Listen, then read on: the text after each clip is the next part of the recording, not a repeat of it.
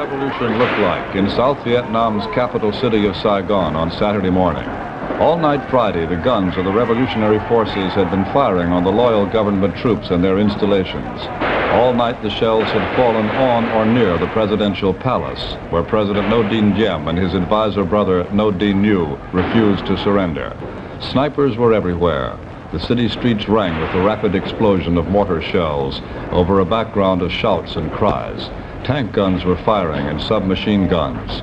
The revolutionary forces had clearly moved according to a well-constructed plan, and they carried it out with skill, sealing off sections of the noisy, smoking city and neutralizing the government forces neighborhood by neighborhood. It was planned with intelligence. That would be a soldier's view. But even among soldiers, the battle broke down into little pieces and became a man with a gun guarding a man who had had a gun but now knelt on the sidewalk of a street with his arms tied with a rope.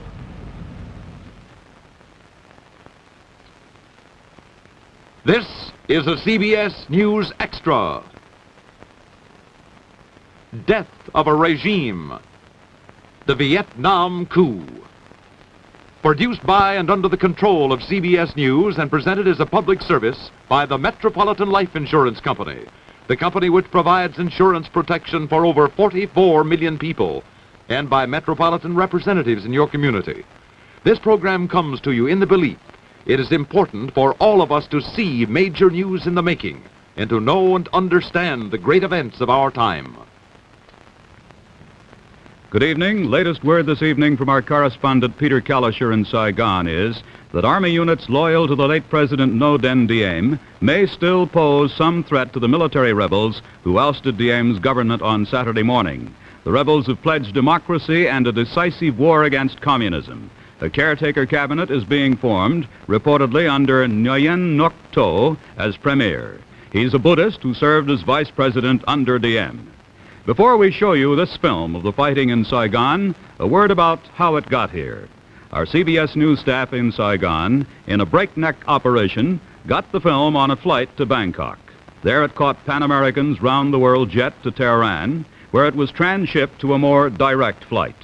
An accident at the Paris airport delayed that plane, and so we're set up now to transmit the pictures direct from Idlewild Airport.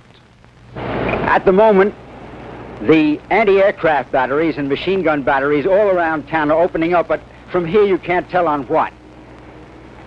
All American personnel have been ordered off the streets, and here at the embassy, reports are trickling in very slowly.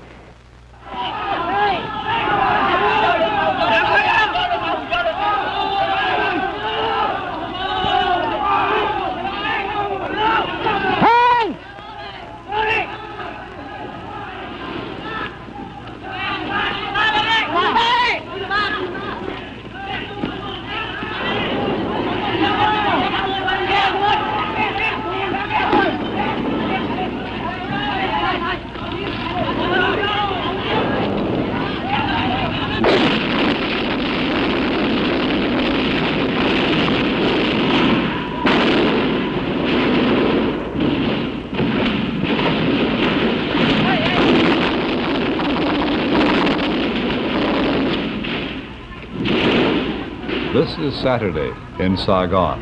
The battle for the city went on for 18 hours, and most of it was centered on the presidential palace, where two men stubbornly held out until the end. This is the palace.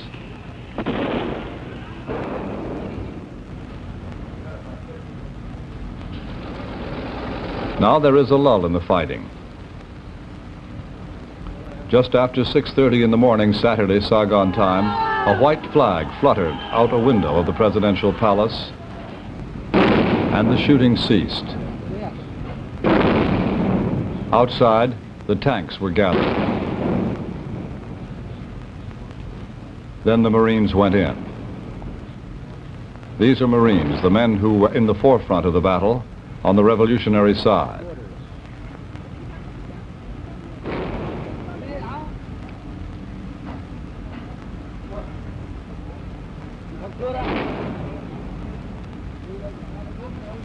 Moving through a door that obviously is strong and obviously was meant for defense. That's the white flag, a Marine in scorn waving it out the window.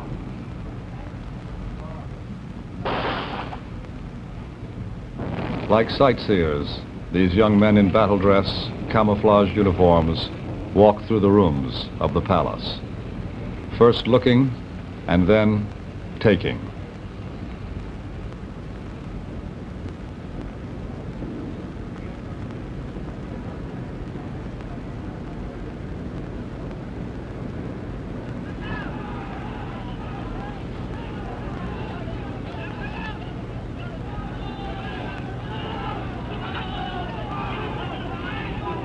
No one has said officially what happened to the two men who held out there so long, President Diem and his brother and advisor.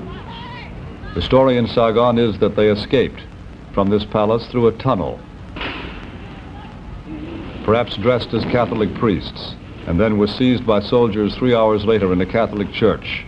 President Diem killed by gunfire, his brother killed by stabbing. That is the unofficial version. Our reporter at Idlewild Airport, from whence these newly arrived films were projected, was Robert Trout. The story of the Vietnam crisis, a look at the characters and the events that led to revolution. I'll be back with that part of the story after this word from Metropolitan Life.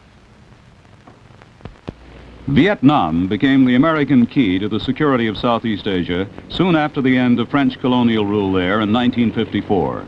The country was split in half at the 17th parallel. The North fell under communist rule. The South was turned free.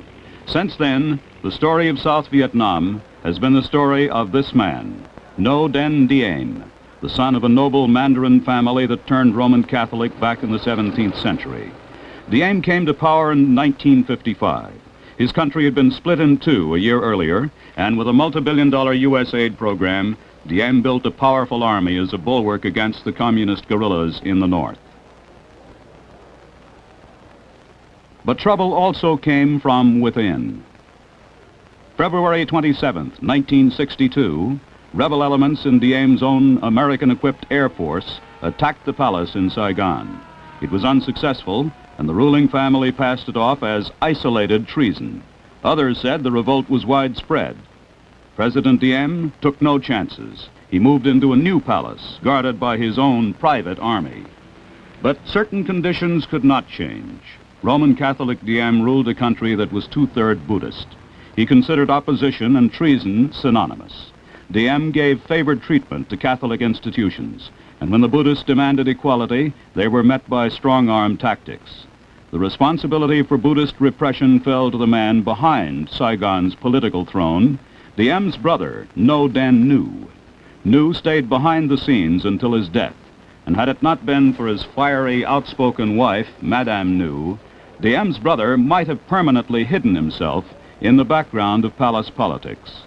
Since May of 1962, when Buddhist opposition broke into the open, Nhu had the job of suppressing it. American involvement in Vietnam has been constant and costly since the French were pushed out. At least 61 American lives have been lost in battle with the communist Viet Cong. 16,500 American troops are in Vietnam now, ostensibly training and advising the native army, but often as not, getting into the thick of the anti-guerrilla war. $2.5 billion in American aid have been poured into Vietnam thus far, aid that's now running at the rate of $500 million annually. The war is a slow, slogging process through rice paddies and jungle that are friends to the guerrilla fighters. A struggle of another sort was born in the Buddhist temples of Vietnam.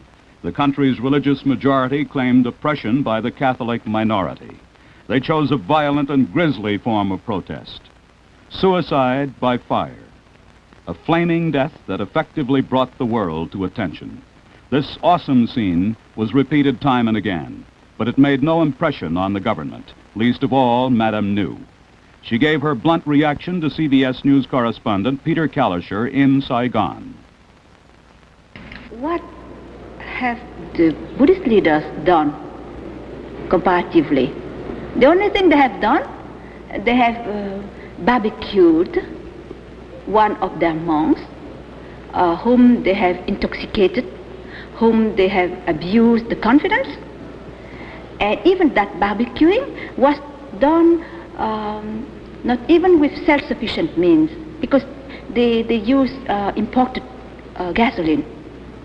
There was reaction from the Diem government, August 21st, 1963. Ngo Dinh Ngu's elite special forces raided Zaloi Pagoda and other Buddhist temples. 500 monks and nuns were arrested. In Washington, President Kennedy had reacted to previous excesses by sending Republican Henry Cabot Lodge as his new ambassador to Saigon. The change helped ensure bipartisan support for the administration's policy in Vietnam, a policy that turned tough on the Diem regime, but even a cut in U.S. aid did not create any observable change. Repression, arrests, harassment, if anything, increased. Students joined the Buddhist protest and were arrested just as quickly. The Diem regime charged that the Buddhists had joined a communist alliance to overthrow the government. Others argued that the monks were expressing widespread unrest and dissatisfaction with Diem's autocratic rule and the failure of his economic policy. The domestic revolt was a potent threat to the war against the Viet Cong. Washington became increasingly concerned that the religious issue would jeopardize new anti-communist military campaigns. The beginning of the end came with a grave warning from President Kennedy in this interview with Walter Cronkite.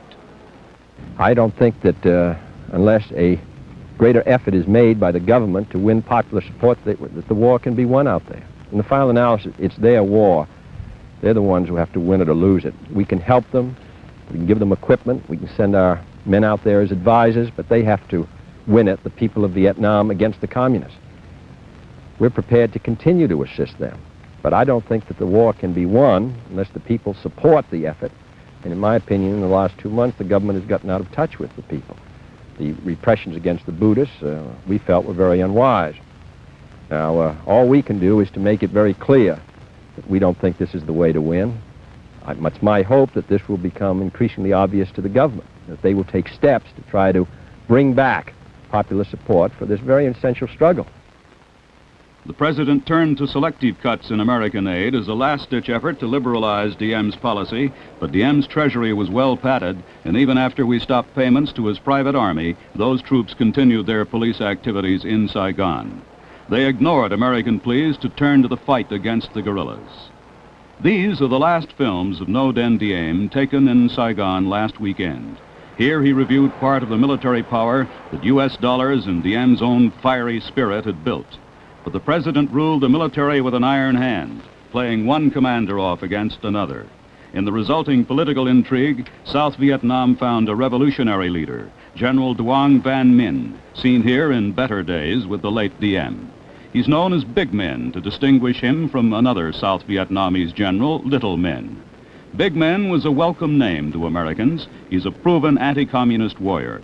In fact, his success in the field brought him to such national prominence that President Diem, concerned that men might become a threat, removed the general from command. With that demotion, Diem, in effect, set up the circumstances that brought about his own downfall and death. Reaction from Madame New to the end of her family's rule. I'll have that story after this message from Metropolitan Life. At least one unreconstructed member of the old regime remains in our midst.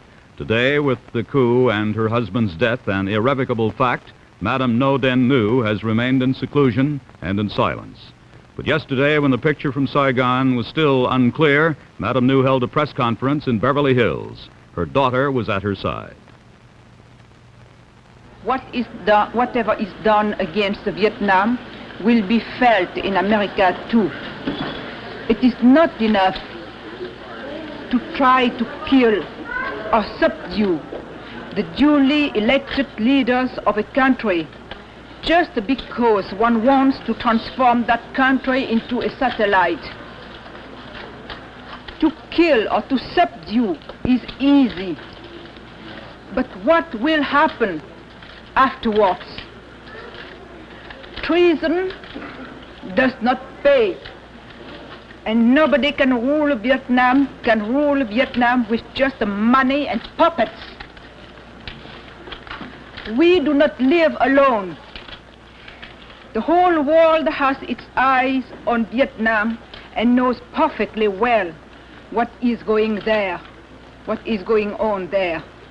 In spite of all the distortions and blackouts directed by that international communist propaganda network, which has become so strong. The Ngo only wanted to give to Vietnam its own identity, which cannot be the same as the one wanted by those few. Americans.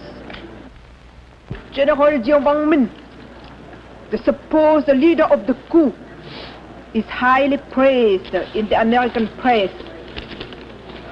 But is he supposed to rule the Americans or the Vietnamese? And all those who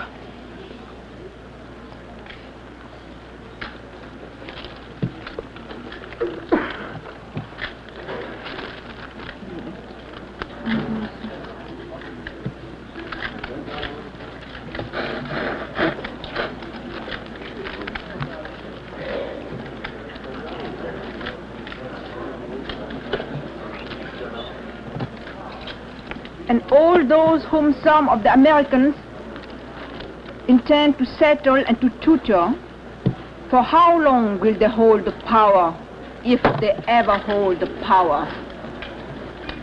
I repeat, and all those whom some of the Americans intend to settle and to tutor, for how long will they hold the power, if they ever hold the power? Today, knowing past doubt that her husband is dead, Madame New waited for word of the rest of her family in Saigon, her children, ages 15, 11, and 4. This afternoon, word came from the United States Department of State, and Marvin Kalb reports from Washington. The State Department informed Madame New today that her children are safe and will soon be flown to Rome. Presumably, she will join them there. This was the administration's first public communication with the former First Lady of South Vietnam since her arrival in the United States a month ago.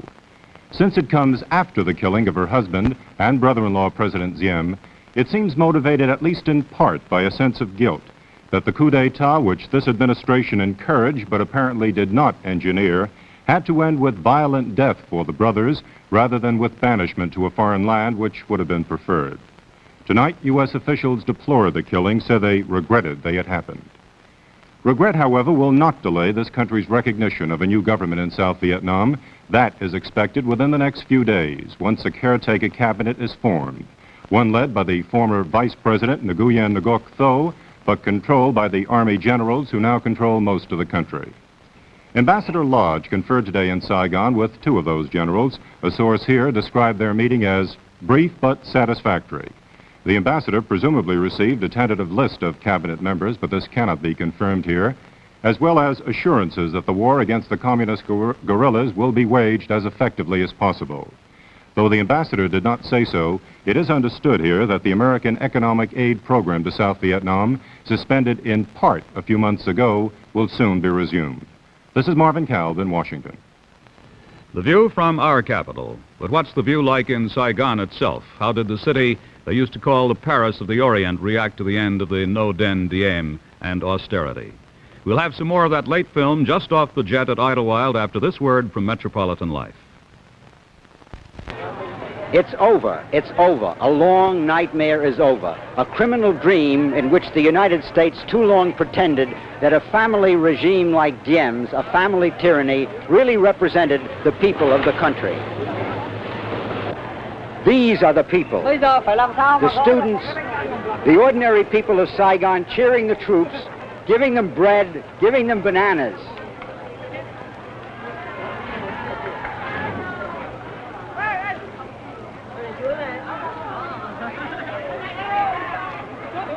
The gift of the people of Saigon to their liberators.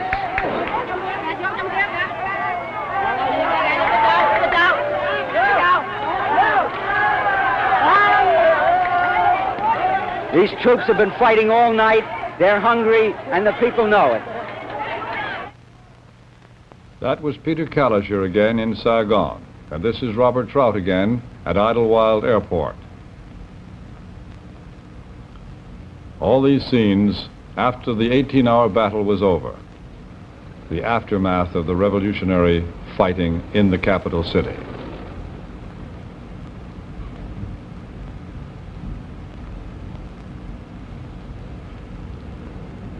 Burnt-out military vehicles, wreckage, barbed wire, a one-way do-not-enter sign in front of the presidential palace, twisted.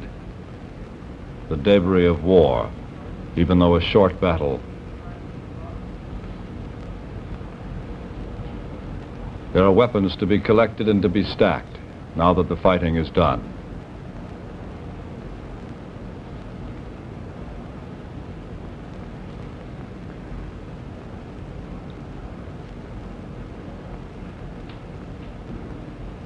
Buildings damaged by gunfire.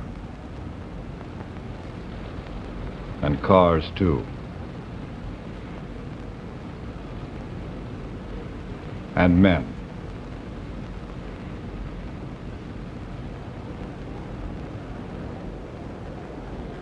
The crowds are pleased, though, and for a while the government let them run wild.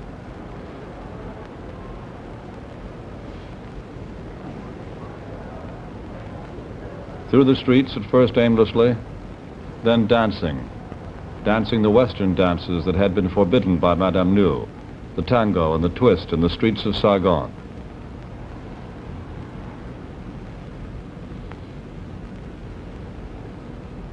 That was a statue that was erected to three legendary sisters in South Vietnam's history. It was said to resemble Madame New, and it was torn down.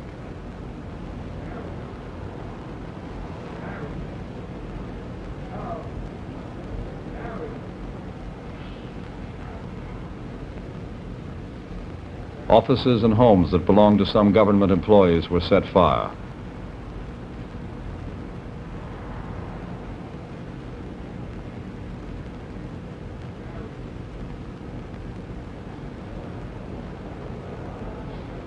This is not the wreckage of war, but the wreckage of the jubilant celebration afterward.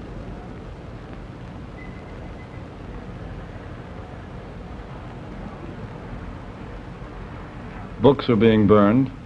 The bookstore was said to have been owned by the Archbishop, who was one of the brothers of the late President Diem, the Archbishop who is now in Rome.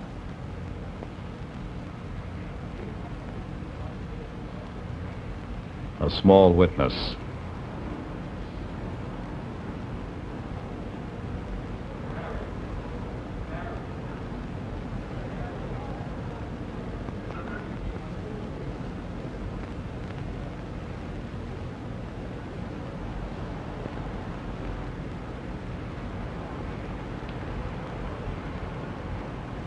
Part of the statue again.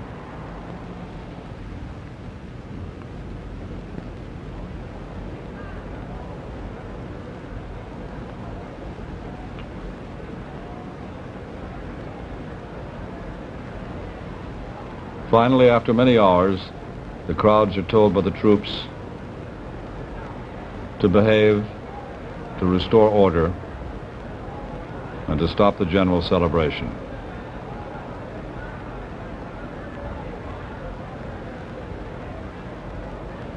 No one seems too concerned. Neither the crowds nor the troops. The city of Saigon, this is how it looked when the battle was over and the soldiers, smiling half-heartedly, tried to quiet the jubilant celebration that followed. This evening, voice circuits were reopened to Saigon, and correspondent Peter Kalischer said that he has now learned beyond a doubt that Ngô Đình Diệm and his brother New were assassinated. They did not commit suicide as the rebels had claimed. Kalischer also reports some troops in the north may still be loyal to the Diem regime, posing a threat to the new government. But though there may still be soldiers loyal to the memory of Diem, Diem and his family are gone. They have walked a path beaten clear in the dust of history by other ruling families that tried to equate suppression with government. It is the path that brought a king and queen of France to the guillotine, a czar and czarina of all the Russias to a blank wall in a communist cellar. Yesterday it brought Ngô Đình Diệm and Ngô Đình New to an armored car in Saigon. So beginning today, for good or ill, new men will write the history of South Vietnam. This is Douglas Edwards. Good night.